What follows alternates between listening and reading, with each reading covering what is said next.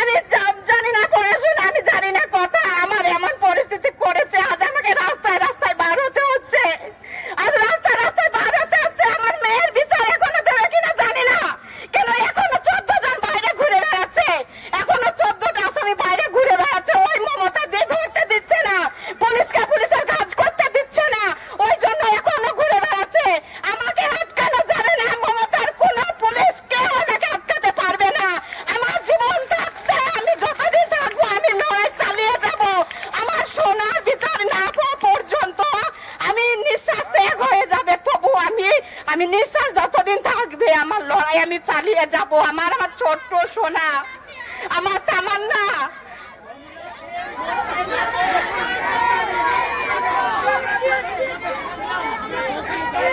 আপনারা সবাই পাশে থাকবেন, সবাই পাশে থাকবেন। আমার তামান্নার সবাই পাশে থাকবেন, আমাদের সবাই পাশে থাকবেন। আমার মেয়ের বিচার শেষ অবধি আপনাদেরকে সবাইকে পাশে চাই। ওই মমতা দিয়ে ডাইনের প্রশাসন আমার পাশে থাকবে না। কেন মমতা দিয়ে কাউকে কাজ করতে দেবে না।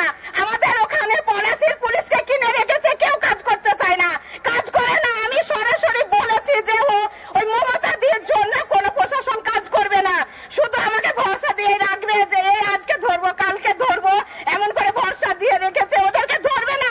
আমার মেয়েকে মারার সময় কিন্তু 1 সেকেন্ড টাইম নেয়নি ওরা। আমার মেয়েকে যখন মেরেছিল তখন কিন্তু ওরা একবার ভাবেনি। আর আজকে ওদেরকে ভাবতে হচ্ছে, প্রমাণ করতে হচ্ছে, আমাকে গলা ফাটিয়ে চিৎকার করে বলতে হচ্ছে আমার মেয়েকে ওরাই মেরেছে। আমি নিজের চোখে দেখেছি, আমি নামগুলো বলছি, আমি চিনিয়ে দিতে পারছি, তবু ওরা বলছে এখনো প্রমাণ লাগবে। কেন? কেমন রানী বাংলা এটা? কেমন রানী রাজত্ব? কেমন ডাইনি রানী রাজত্ব? ওই ডাইনি রানীকে আমি প্রশ্ন করছি, আমার তামান্নাকে ফিরিয়ে দিন, আমার তামান্নাকে ফিরিয়ে দিন, না হলে বিচার দিন। ওই 24 জন আসামির ফাঁসি দেন, আজীবন কারাদণ্ড দিন, না হলে আমার তামান্নাকে ফিরিয়ে দিন। ওই ডাইনি রানীর কাছে আমি চাইছি, মমতার কাছে আমি চাইছি যে